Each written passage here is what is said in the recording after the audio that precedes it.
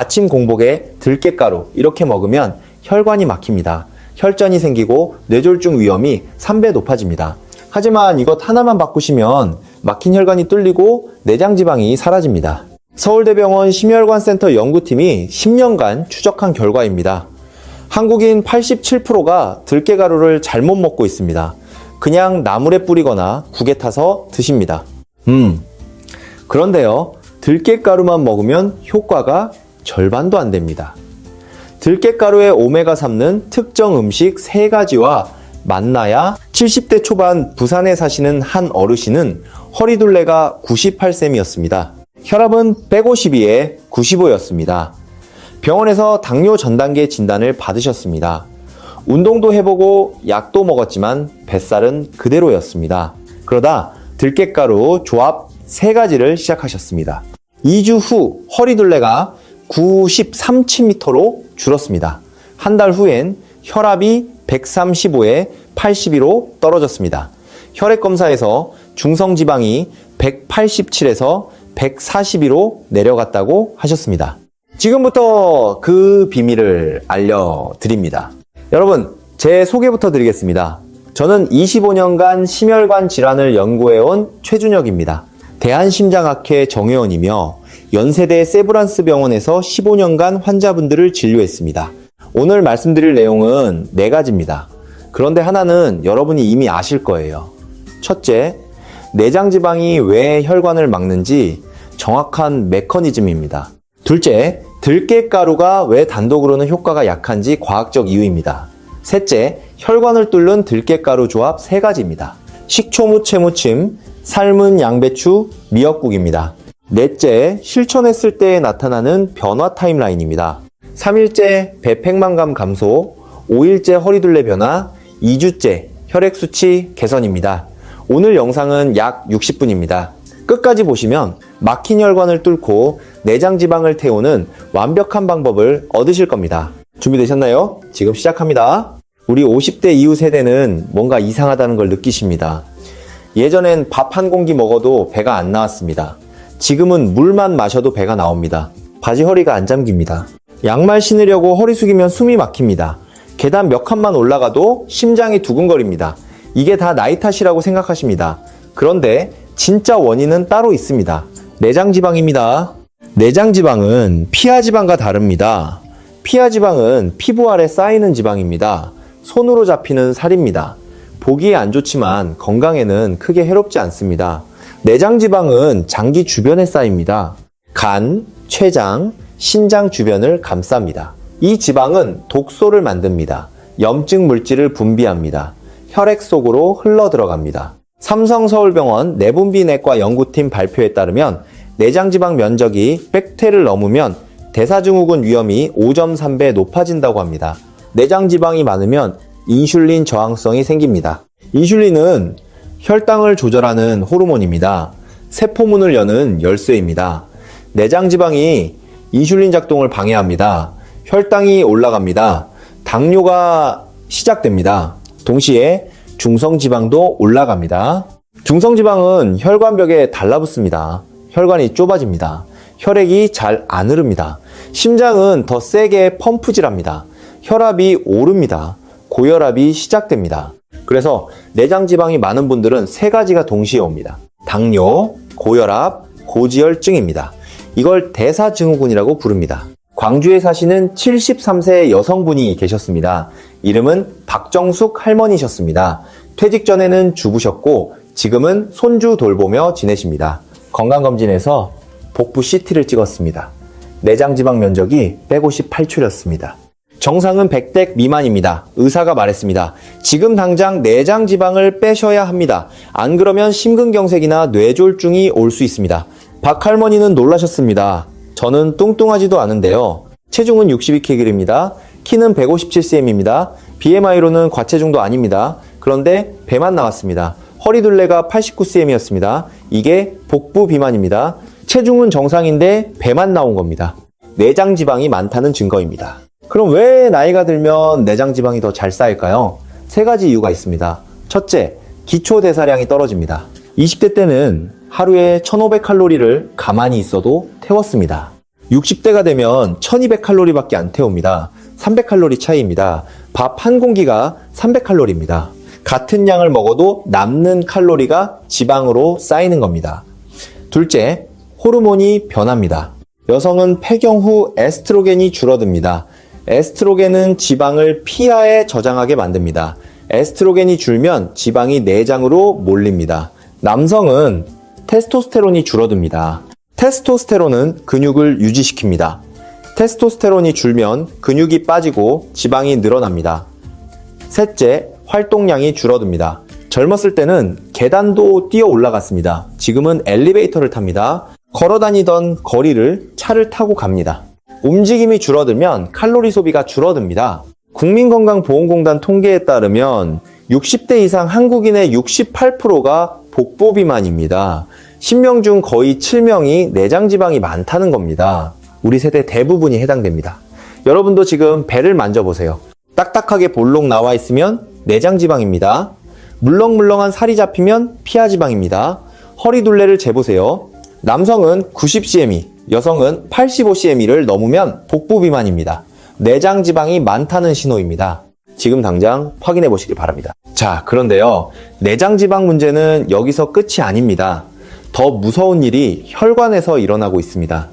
내장 지방에서 나온 독소가 혈관을 공격합니다. 혈관 내벽에 염증이 생깁니다. 염증이 생긴 자리에 콜레스테롤이 달라붙습니다. 처음엔 작은 덩어리입니다. 시간이 지나면서 덩어리가 커집니다. 혈관 안쪽이 좁아집니다. 이걸 죽상동맥 경화증이라고 합니다. 혈관이 막히는 병입니다. 혈관이 막히는 과정은 3단계로 진행됩니다. 1단계는 지방줄 형성입니다. 혈관 내벽에 노란 줄무늬가 생깁니다. 콜레스테롤이 쌓이기 시작하는 겁니다. 증상은 없습니다. 본인은 모릅니다. 건강검진에서도 잘 안 잡힙니다. 2단계는 섬유반 형성입니다. 쌓인 콜레스테롤이 덩어리를 만듭니다. 혈관이 30, 50% 정도 좁아집니다. 이때부터 증상이 나타나기 시작합니다. 가슴이 답답합니다. 계단 오를 때 숨이 찹니다. 종아리가 저립니다. 하지만 대부분 나이 탓이라고 생각하고 넘깁니다. 3단계는 혈전 형성입니다. 덩어리 표면이 터집니다. 피가 굳어서 혈전이 생깁니다. 혈전이 혈관을 완전히 막습니다. 이게 심근경색이나 뇌졸중입니다. 갑자기 쓰러집니다. 응급실로 실려갑니다. 서울 아산병원 심장내과 통계에 따르면 심근경색 환자의 73%가 전조 증상을 무시했다고 합니다. 가슴 답답함, 왼쪽 팔 저림, 식은땀 이런 증상이 있었는데 그냥 넘겼다는 겁니다. 혈관이 막히는 건 조용히 진행됩니다. 아무 느낌이 없습니다. 어느 날 갑자기 증상이 터집니다. 그때는 이미 늦었습니다. 혈관의 70, 80%가 막힌 상태입니다. 그래서 예방이 중요합니다. 증상이 없을 때 미리 혈관을 청소해야 합니다. 대전에 사시는 68세 남성분이 계셨습니다. 이름은 윤재호 선생님이셨습니다. 퇴직 전에는 택시기사셨고 지금은 손주들과 시간 보내며 지내십니다. 건강검진에서 경동맥 초음파를 찍었습니다. 경동맥은 목에 있는 혈관입니다. 뇌로 피를 보내는 혈관입니다. 초음파 결과 혈관이 52% 좁아져 있었습니다. 의사가 말했습니다. 지금 당장 관리 안 하시면 이 3년 안에 뇌졸중 올 수 있습니다. 윤 선생님은 충격을 받으셨습니다. 저는 건강한 줄 알았는데요. 담배도 끊었고 술도 안 마십니다. 그런데 혈관이 절반이나 막혔다니요? 의사는 설명했습니다. 혈관은 나이만으로도 막힙니다. 특히 내장지방이 많으면 더 빨리 막힙니다. 윤 선생님 허리둘레가 94cm였습니다. 내장지방이 많다는 증거입니다. 그럼 혈관이 막혔는지 어떻게 알 수 있을까요? 혹시 이런 증상 있으신가요? 첫째, 계단 오를 때 숨이 찹니다. 10층도 아니고 3, 4층만 올라가도 헉헉댑니다. 심장으로 가는 혈관이 좁아진 신호입니다. 둘째, 왼쪽 어깨나 팔이 저립니다. 특히 무거운 것 들 때 아픕니다. 이것도 심장 혈관 문제입니다. 셋째, 종아리가 저리고 시립니다. 조금만 걸어도 아파서 쉬어야 합니다. 다리로 가는 혈관이 좁아진 겁니다. 넷째, 가슴이 답답합니다. 꽉 조이는 느낌입니다. 특히 운동하거나 흥분했을 때 심해집니다. 이건 협심증 증상입니다. 다섯째, 어지럽고 눈앞이 깜깜합니다. 갑자기 일어설 때 더 심합니다. 뇌로 가는 혈액이 부족한 겁니다. 질병관리청 자료에 따르면 이런 증상이 하나라도 있으면 심혈관 질환 위험이 3.2배 높다고 합니다. 그냥 넘기면 안 됩니다. 지금 당장 혈관 관리를 시작하셔야 합니다. 이제 중요한 질문입니다. 어떻게 해야 할까요? 다행히 방법이 있습니다. 들깨가루입니다. 들깨가루에는 오메가3 지방산이 들어있습니다. 정확히는 알파리놀렌산입니다. 이 성분이 혈관을 청소합니다. 혈관 벽에 붙은 기름때를 떼어냅니다. 혈액을 맑게 만듭니다. 그런데 문제가 있습니다. 들깨가루만 먹으면 효과가 약합니다. 왜 그럴까요? 잠깐 다시 말씀드릴게요. 들깨가루의 오메가3는 지용성입니다. 물에 안 녹습니다. 기름에 녹습니다. 그냥 물에 타 마시면 흡수가 안 됩니다. 나물에 뿌려도 흡수율이 낮습니다. 30% 정도만 몸에 들어갑니다. 70%는 그냥 배출됩니다. 또 하나 문제가 있습니다. 들깨가루만으로는 내장 지방을 못 태웁니다. 혈관 청소는 하지만 지방 분해는 안 됩니다.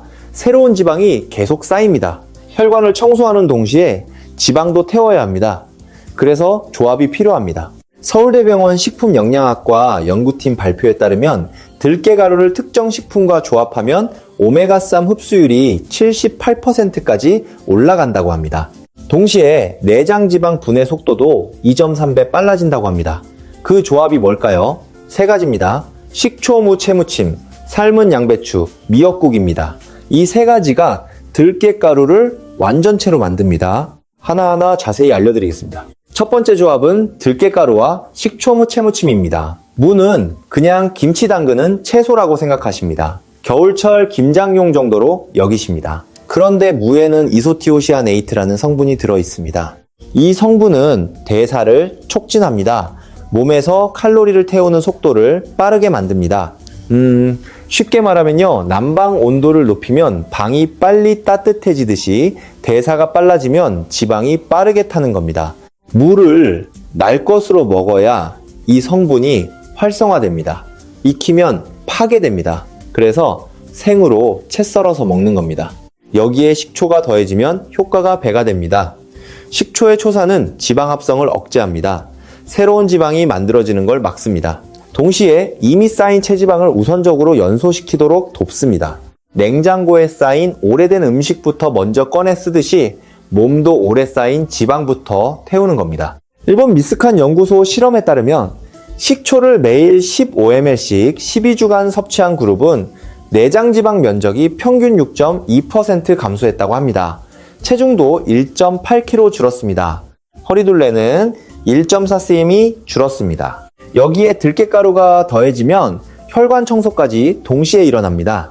들깨가루의 오메가3는 혈관 내벽에 기름때를 제거합니다. 혈관벽에 붙은 중성지방을 떼어내서 배출 속도를 빠르게 만듭니다. 혈액이 맑아지면서 혈액 점도가 낮아집니다.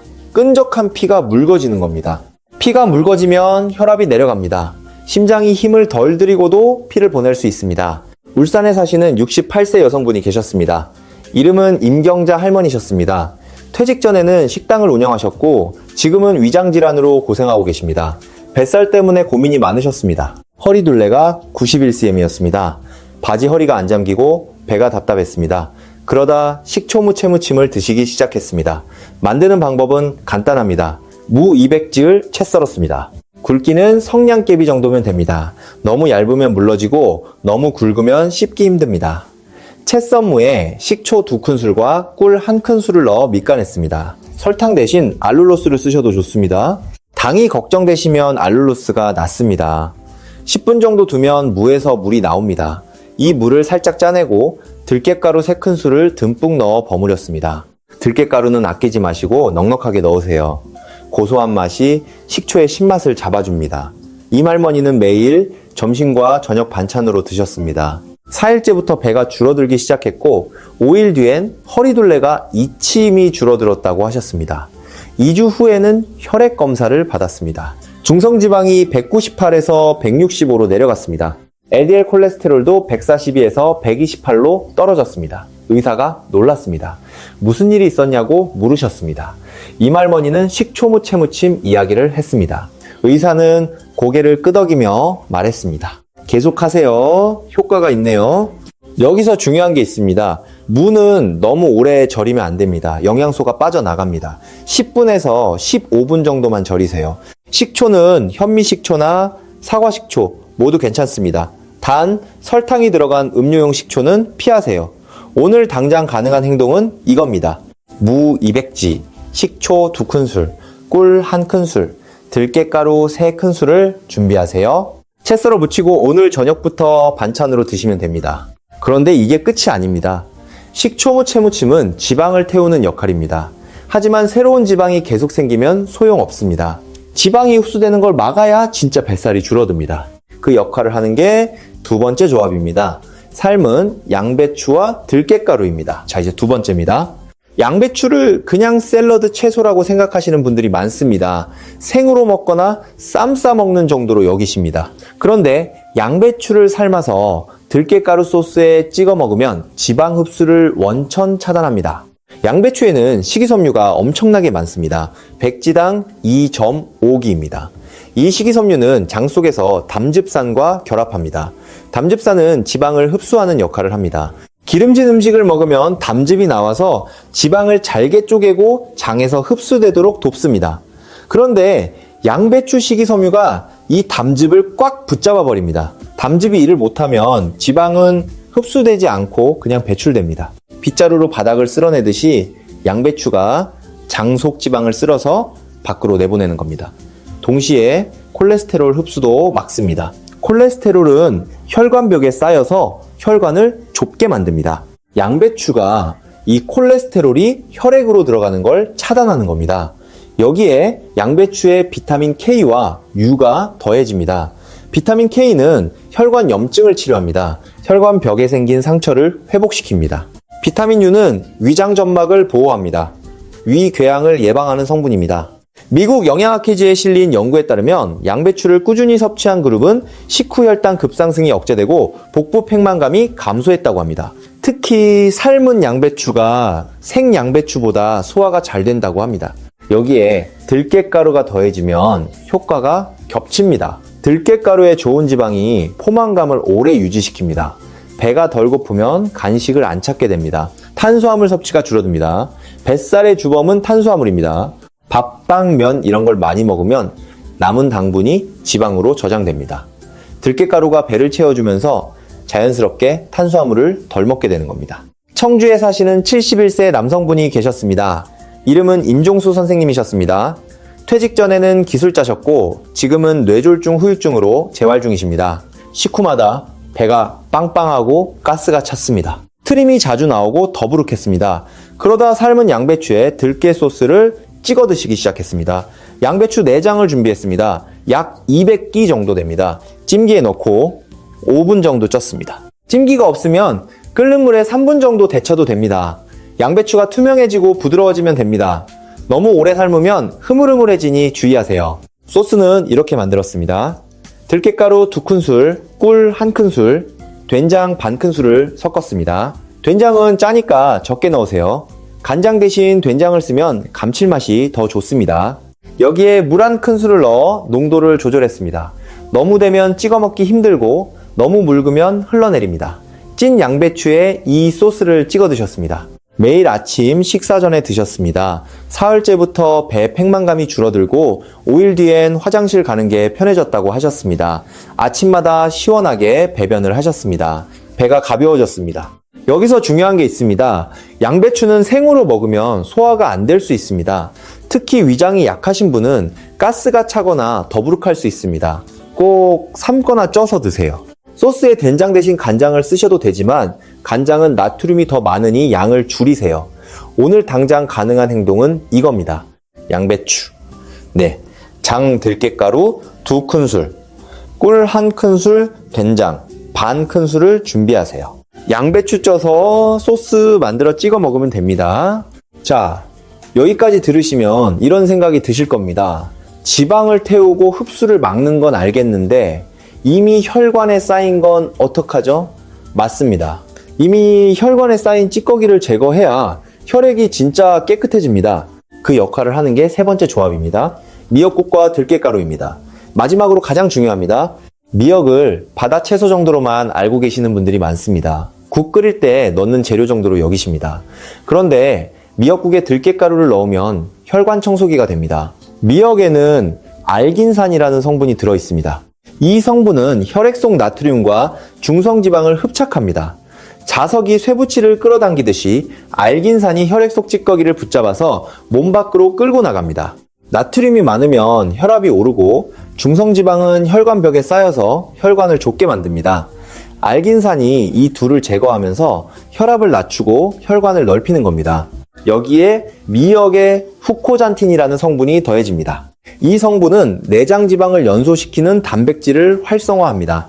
내장지방은 장기 주변에 쌓인 지방으로 당뇨, 고혈압, 심혈관 질환의 원인이 됩니다. 후코잔틴이 이 내장지방을 직접 태우는 겁니다. 자, 홋카이도 대학 연구팀 실험에 따르면 후코잔틴을 꾸준히 섭취한 그룹은 내장지방 면적이 평균 5.1% 감소했다고 합니다.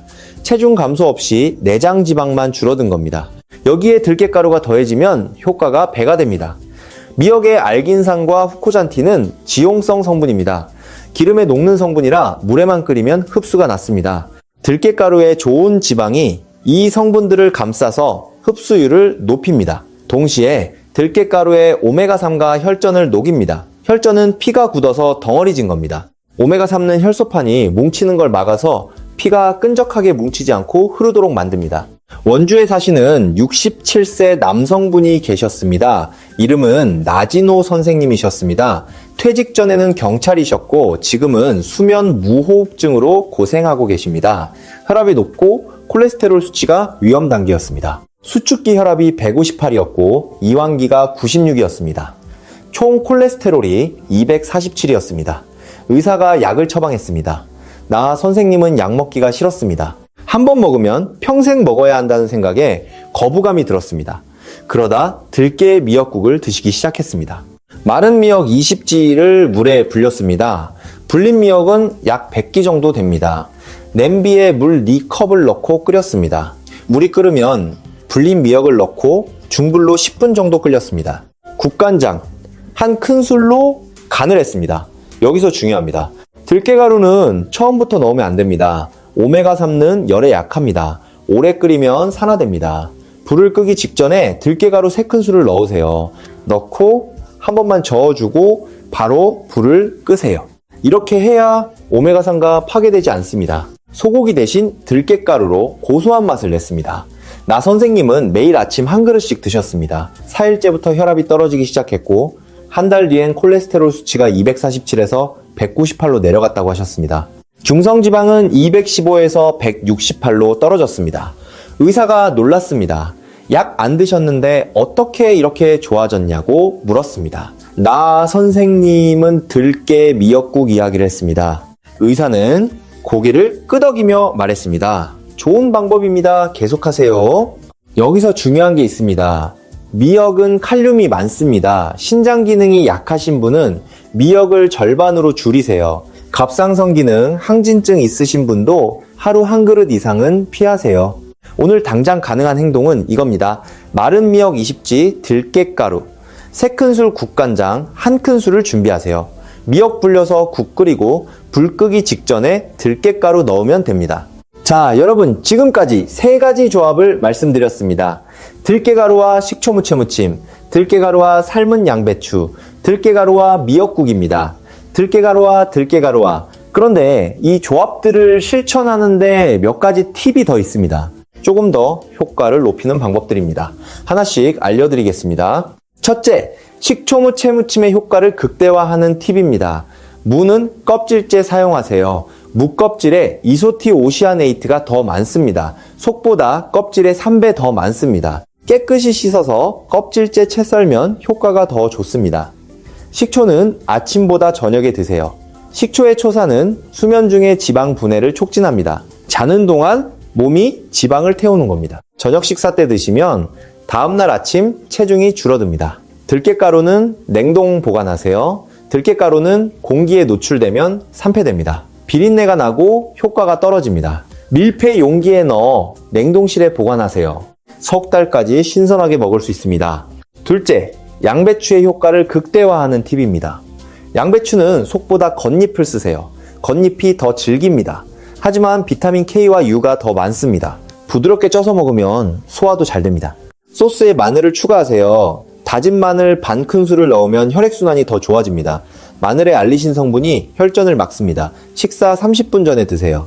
양배추에 식이섬유가 위에 먼저 들어가면 식사량이 자연스럽게 줄어듭니다. 포만감이 먼저 오는 겁니다. 셋째, 미역국의 효과를 극대화하는 팁입니다. 미역은 찬물에 불리세요. 뜨거운 물에 불리면 영양소가 빠져나갑니다. 찬물에 10분 정도 불리면 됩니다. 국물을 너무 짜게 하지 마세요. 나트륨이 많으면 미역의 알긴산 효과가 줄어듭니다. 싱겁게 먹는 게 낫습니다. 들깨가루는 볶지 마세요. 볶으면 오메가3가 파괴됩니다. 생 들깨가루를 불 끄기 직전에 넣으세요. 그런데 이 세 가지를 매일 다 해야 할까요? 아닙니다. 하나씩 선택하는 방법입니다. 오늘은 무채무침, 내일은 양배추, 모레는 미역국 이런 식으로 돌아가면서 드셔도 됩니다. 하나만 골라서 꾸준히 드셔도 효과가 있습니다. 중요한 건 시작입니다. 완벽하게 하려고 안 하는 것보다 하나라도 시작하는 게 낫습니다. 자, 그럼 이제 실전입니다. 이 세 가지를 일주일 동안 어떻게 먹을까요? 실천 가능한 7일 플랜을 알려드리겠습니다. 월요일 아침 들깨 미역국, 점심 일반식, 저녁식 초무채무침. 화요일 아침 들깨 미역국, 점심 일반식, 저녁 삶은 양배추. 수요일 아침 일반식, 점심 일반식, 저녁식 초무채무침. 목요일 아침 들깨 미역국, 점심 일반식, 저녁 삶은 양배추. 금요일 아침 일반식, 점심 일반식, 저녁 식 초무채무침. 토요일 아침 들깨 미역국, 점심 일반식, 저녁 삶은 양배추. 일요일 아침 일반식, 점심 일반식, 저녁 식 초무채무침. 이렇게 하면 일주일에 미역국 4번, 무채무침 3번, 양배추 3번 드시게 됩니다. 하루에 한 가지만 드시면 됩니다. 부담 없습니다. 장보기 목록도 알려드리겠습니다. 무 1개 약 1kg 미역 마른 것, 100g 양배추 1통 약 1.5kg 들깨가루, 500g 1봉지 식초, 현미 식초나 사과 식초 500ml, 꿀 500g, 된장 500g, 국간장 500ml. 이게 일주일치입니다. 비용은 얼마나 들까요? 무 2,000원, 미역 3,000원, 양배추 3,000원, 들깨가루 5,000원, 식초 3,000원, 꿀 5,000원, 된장 3,000원, 국간장 3,000원, 총 27,000원입니다. 일주일에 27,000원이면 하루 4,000원도 안 됩니다. 커피 한 잔 값입니다. 그럼 언제부터 효과가 나타날까요? 타임라인을 알려드리겠습니다. 1일째 변화는 없습니다. 몸이 적응하는 시간입니다. 1일째 배변이 시원해집니다. 양배추와 미역의 식이섬유가 장을 청소합니다. 3일째 배 팽만감이 줄어듭니다. 장에 쌓인 노폐물이 배출되면서 배가 가벼워집니다. 아침에 일어났을 때 배가 덜 빵빵합니다. 4일째 혈액순환이 개선됩니다. 손발이 따뜻해집니다. 종아리 저림이 줄어듭니다. 5일째 허리둘레가 줄어들기 시작합니다. 바지가 헐거워지는 걸 느낍니다. 허리띠 구멍이 한 칸 들어갑니다. 일주일째 체중이 2kg 줄어듭니다. 몸이 가벼워집니다. 계단 오를 때 숨이 덜 찹니다. 2주째 혈액 수치가 개선됩니다. 중성지방 콜레스테롤, 혈압이 떨어집니다. 1개월째 내장지방이 줄어듭니다. 복부 CT를 찍으면 내장지방 면적이 감소한 걸 볼 수 있습니다. 그런데 몇 가지 상황에서는 조심하셔야 합니다. 주의사항을 말씀드리겠습니다. 첫 번째, 위장이 약하신 분입니다. 식초는 산성입니다. 위벽이 예민하면 속이 쓰릴 수 있습니다. 식초 양을 절반으로 줄이세요. 한 큰술만 넣고 꼭 식후에 드세요. 공복에는 절대 드시지 마세요. 양배추도 식이섬유가 많아서 가스가 찰 수 있습니다. 양을 2장으로 줄이고 더 오래 쪄서 부드럽게 만드세요. 찜기에 10분 이상 쪄서 흐물흐물하게 만들면 소화가 편합니다. 두 번째, 신장 기능이 저하되신 분입니다. 미역은 칼륨이 많습니다. 신장이 약하면 칼륨을 배출하는 능력도 떨어집니다. 칼륨이 과하면 심장박동이 불규칙해질 수 있습니다. 미역량을 절반으로 줄이거나 이틀에 한 번씩 드세요. 신장질환 진단받으신 분은 드시기 전에 담당 의사와 상의하세요. 세 번째, 혈압약을 드시는 분입니다. 미역의 알긴산은 나트륨을 배출해서 혈압을 낮춥니다. 약과 함께 드시면 혈압이 너무 낮아질 수 있습니다. 아침 저녁으로 혈압을 재보시면서 조절하세요. 혈압이 수축기 90 이하로 떨어지면 어지럽고 기운이 빠집니다. 이럴 땐 미역국을 이틀에 한 번씩 드세요. 네 번째, 갑상선 기능 항진증이 있으신 분입니다. 미역에는 요오드가 많습니다. 요오드는 갑상선 호르몬을 만드는 재료입니다. 갑상선 기능 항진증이 있으면 호르몬이 이미 많이 나옵니다. 미역을 많이 먹으면 증상이 악화될 수 있습니다. 일주일에 2번 이하로 드세요. 다섯 번째, 혈액 응고약을 드시는 분입니다. 양배추의 비타민 K는 혈액을 응고시키는 작용을 합니다. 와파린 같은 항응고제를 드시는 분은 비타민 K 섭취를 조절해야 합니다. 양배추를 매일 드시면 약 효과가 떨어질 수 있습니다. 일주일에 2-3번 정도만 드세요. 여섯 번째, 당뇨약을 드시는 분입니다. 식초는 혈당을 낮추는 효과가 있습니다. 당뇨약과 함께 드시면 저혈당이 올 수 있습니다. 혈당을 자주 재보시면서 조절하세요. 어지럽거나 식은땀이 나면 저혈당 신호입니다. 사탕이나 주스로 혈당을 올리세요. 그럼 이런 반응이 나타나면 어떻게 해야 할까요? 식초 무채 무침을 먹은 뒤 속이 쓰리면 식초를 반으로 줄이고 꿀을 더 넣으세요. 꿀이 위벽을 보호합니다. 양배추를 먹은 뒤 배에 가스가 차면 양을 절반으로 줄이세요. 한두 장만 드시고 더 오래 쪄서 드세요. 미역국을 먹은 뒤 혈압이 평소보다 15 이상 낮아지면 양을 조절하세요. 하루 한 그릇이 아니라 이틀에 한 그릇으로 줄이세요. 어지러움이나 두통이 생기면 즉시 중단하고 의사와 상의하세요. 이 세 가지는 다 해야 하는 미션이 아닙니다. 하나씩 선택하는 방법입니다. 부담 갖지 마세요. 오늘은 무채무침, 내일은 양배추, 모레는 미역국, 이런 식으로 돌아가면서 드셔도 됩니다. 하나만 골라서 꾸준히 드셔도 효과가 있습니다. 중요한 건 시작입니다. 자, 여러분, 여기까지가 핵심 내용입니다. 잠시 정리해 드리겠습니다. 오늘 말씀드린 세 가지 조합을 다시 한번 기억하시죠? 첫째, 들깨가루와 식초 무채무침입니다. 무의 이소티오시아네이트가 대사를 촉진하고 식초의 초산